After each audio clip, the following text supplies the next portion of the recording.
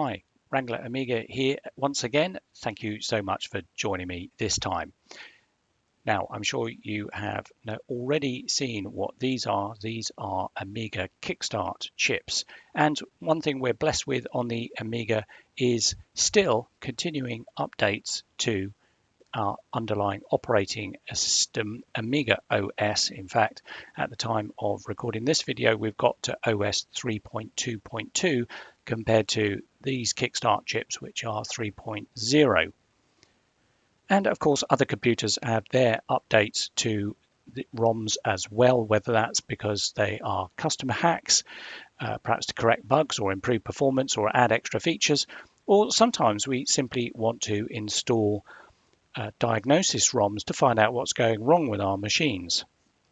All of these reasons are why sometimes it's necessary to pull out the ROM chips out of the machine and replace them with something else. Now, how to do that? That's the question, because it's not easy to find up-to-date manufactured ROMs like this. So one solution is, of course, to use these things, which are EPROMs, replacement ROMs. The little window in here enables them to be erased with UV light, and then you can record onto the blank chip a new program if you've got the right programmer. So these are certainly possible replacements for Kickstart or other computers' ROMs when you need to upgrade them. Get yourself some EPROMs and EPROM programmer to update them. However, they have a couple of drawbacks. Perhaps the first thing to mention about these is these particular EPROMs are getting harder to find now. These are 27C400s, and indeed these themselves are not the exact replacements for the Amiga's Kickstart, which would be 27C200s. They're in demand, so harder to find. These two, by the way, are duds, which is why I'm handling them like this, because they've been erased so many times now, they're not working properly anymore. But the second drawback from these ROMs, EPROMs, is that you've got to open up the entire machine to get to them. And that's what got me interested in a third alternative, which are these units here, which are EPROM emulators. And in fact, you could probably see the silk screen here, if I hold it nice and steady, says 27C400 emulator, and they can replace the EPROMs we were looking at earlier. They also have a superpower that I'm going to come back to later on. But before I get to that, I do want to call out Boobip, who created these things, but say, caution, these particular units are already end of life. You cannot get these manufactured anymore, so do not go bugging Boobip to provide some of these for you. He can't and he won't. And he can't because the CPLDs used on these units are already end of life themselves. You can't get hold of them. So if there's a purpose to this video, it is to act as a call to all the super creative people in the retro computer scene to ask if anyone is up for producing something similar to these with technology that is available. Is it possible to come up with some alternative to this? Because I think these are just super fantastic. Now, why have I got two of them and linked by cables? Well, the answer to that is I'm going to use these in a 32-bit Amiga. So the A3000, the A4000 and variants of them, 32-bit machines. So you need two chips to provide the two halves of the 32-bit number, if you like, an upper half and a lower half, and then connected together so that they both react to the reset of the machine at the same time. That's why I've soldered them together. You can, with these particular modules, use them individually in a 16-bit machine just to replace a single EPROM. So no problems there.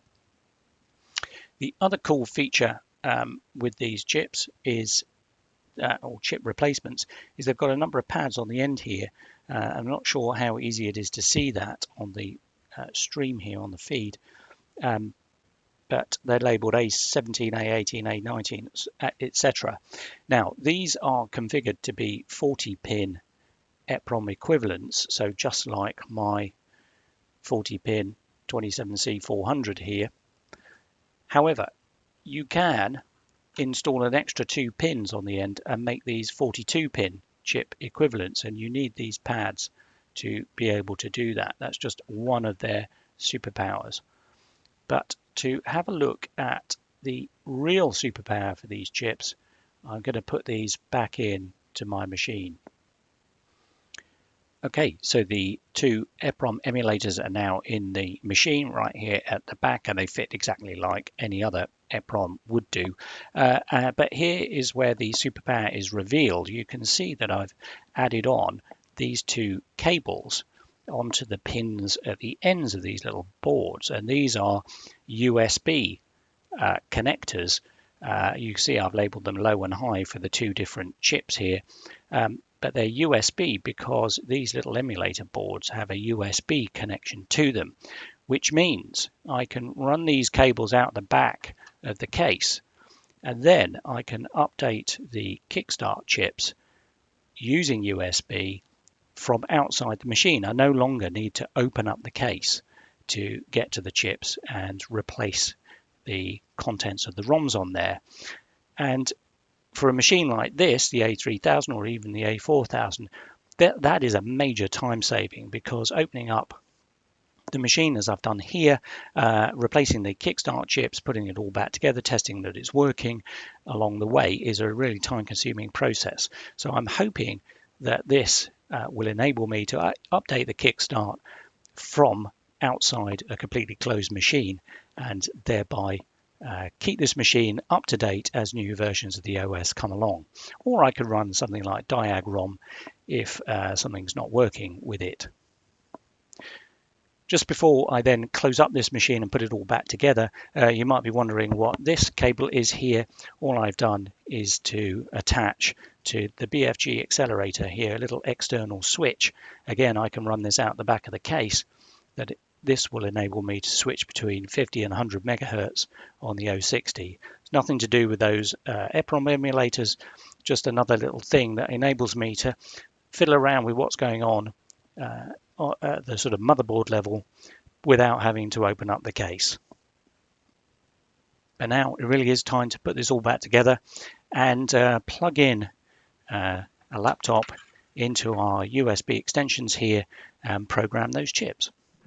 So I put the Amiga back together in her final configuration. There she is, and next to her I've got a pretty old laptop which is going to serve as my way of communicating with the EPROM emulators in here. What I have done is to run a USB extension cable, just a short one, from the cables at the back, just coming out the back of the Zorro slots there, through a spare one, added in this extension lead, which then means I can plug it into the laptop. On the laptop I've got this terminal software which is called Smart TTY, provides a very simple connection into those EPROM emulators. So the only thing left to do here is to plug in the USB cable,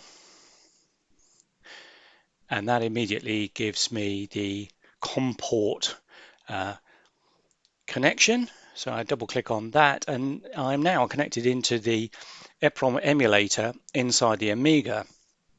I've actually wired up to the low Kickstart chip because I always prefer to have a set order to programming the two chips, and I always go low first then high second.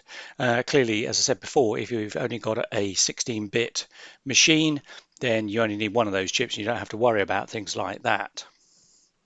But anyway, to the terminal software, we've got this little spinning cursor here just showing us that there is life, but I'm going to tap the H key on the keyboard, and that's going to give me the menu for the emulator chips, and immediately you can see an awful lot of different options there, and I'm certainly not going to go through all of them on this video. But you can see, starting with the P for program there and going down, that there are the kinds of actions that you would expect to be able to take to program the emulator chips and verify what's on there. Lower down on the list, there are various option and service menus, advanced program menus. You can fiddle around with all sorts of things, but in reality, I think for general use, you don't need to touch all of those things. One thing I should say is that as I've been speaking about these emulators, you'll know I've said that I've set them up to match 27C 400 EPROMs, and certainly the chips work in that configuration, but they can also emulate other EPROMs. And what I mean by that is the 27C 200, the 800 as well as the 400 and the 160. So you've got different sizes of EPROM there that they can emulate, which might be suitable for different machines than the Amiga. Enough of all of that. Let's get on and actually program the chips. So I'm going to do P for program. And instantly here it's told me that I've already set up the EPROMs for 27C 400 emulation. So that means they're 512 kilobytes in size, and in actual fact there are 4 available slots for Kickstart images or ROM images in general on these chips. And in principle, I can have 4 separate Kickstarts or other ROMs at once on here, and in fact switch between them using the Amiga's keyboard down here by holding down the Control Amiga, the reset sequence on the keyboard for a set length of time. You can actually step through the different slots, the 4 different slots of ROMs. In practice, I find that a bit fiddly to use. I'm never quite sure how long I'm going to hold down the reset sequence for, so I just program these with a single kickstart in slot 0 and be done with it. But you certainly can use this as a ROM switcher. So anyway, let's select slot 0. Size, well, we've preset this so that they are 512 kilobyte ROM images. So I can select 5 for that. And byte swapping, that's always the little source of frustration with these ROM images, is having to byte swap between PC standard, which is little endian, and Amiga standard, which is big endian. That is already done in the files that I'm going to use, so I don't need to byte swap here. I'm going to press no for that. So now it goes away and erases the EPROM, which is just done, and is telling me that I now need to tell it what ROM to upload. So here I go to the ones I prepared earlier, and I'm going to put on Kickstart 3.1, the low ROM, which I've already marked as swapped. So that's that, and off it goes, sending the binary. And that just takes a few seconds, and that's it. It's done. 5.5 seconds to upload that image. So I'm now finished with the low ROM. I need to repeat the process for the high ROM. So close the terminal program, and now reach around the back here to swap over the cable to be now to the high one, and reopen the terminal program and go back in again. It looks exactly the same because we're dealing with 2 identical chips. So there's the menu as it was before. Let's just do a program and verify this time. Again, slot 0, because they've both got to be in the same slot, the 2 halves of the ROM image. 512K, no byte swap.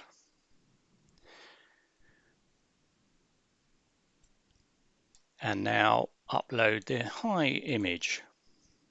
I should say I'm doing all of this with the Amiga turned off. I think it might be possible to upload the image with the Amiga on, but I'm really not going to experiment with that, thank you. So at the moment the Amiga's off. We've now uploaded the ROM images into both chips, so that's fine. I can disconnect from the terminal program and close that. And what we can do now instead, just to show that this has worked, is turn on the Amiga itself and see what it says. Now, I have disconnected or taken out the hard disk, so it's searching for the hard drive there, but of course won't find one. but in a moment, and there it is, we see the standard, insert workbench disk for the 3.1 ROM. So pretty easy to update the ROM image. Apologies, by the way, for the colors here. They look dark and muddy. I'm not quite sure what's going on there, but that's nothing to do with the ROM emulators. Well, that was the 3.1 ROM. What if we want to change to something else? Well, we just repeat the process. So let me go through that quickly. This time I'm going to first of all turn the machine off and switch the cable back, and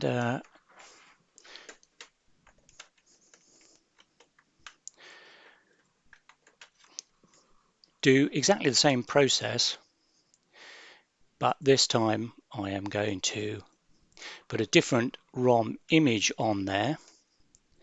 Whoops, especially if I press the right keys. This time I'm going to put DiagROM on there.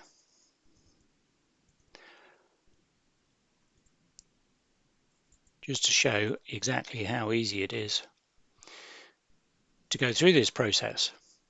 And all with the case on, which of course is the key point here. All right, so that's the first chip done. Usual thing, swap over the cable. I suppose I could have had two of these extension leads, but one seems to be sufficient here. Just keep swapping that over. Program the high chip, size 5. No. Erase that. And DiagROM high.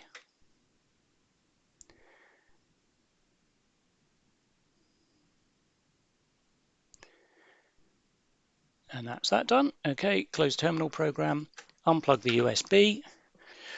So what I'm going to do is hit the power button here and switch over the other feed so you can see more easily what's going on the screen. And the reason I'm going to do that straight away is because DiagROM doesn't go looking for the hard disk at all. It just starts up straight away and tries to run some diagnostics on the machine even before worrying about hard disks and things. So here we go. Finger on the power button. Let's get ready to swap over the feed, and off we go. And what you can see is various flashing colors on the screen. That's DiagROM just going through its paces, checking out the custom chips, etc. And in a moment, yeah, there's the text talking about the machine. And we will shortly get to the menu. So anyway, hopefully that demonstrates how easy it is to switch over between different ROM images. And that leads me back to the point of this video, which really is to talk about the EPROM emulators themselves. As you've seen, I'm using them here in an Amiga, but they could be used in other retro computers as well. And they really are incredibly useful for updating the ROM image without having to open up the computer's case. Something that's really very, very easy in this day and age when we have, thankfully, updates to Kickstart coming on a regular basis, something that we all ought to be really pleased about. That brings me to the end of the video. Hope you've enjoyed watching. Join me again next time. Bye for now.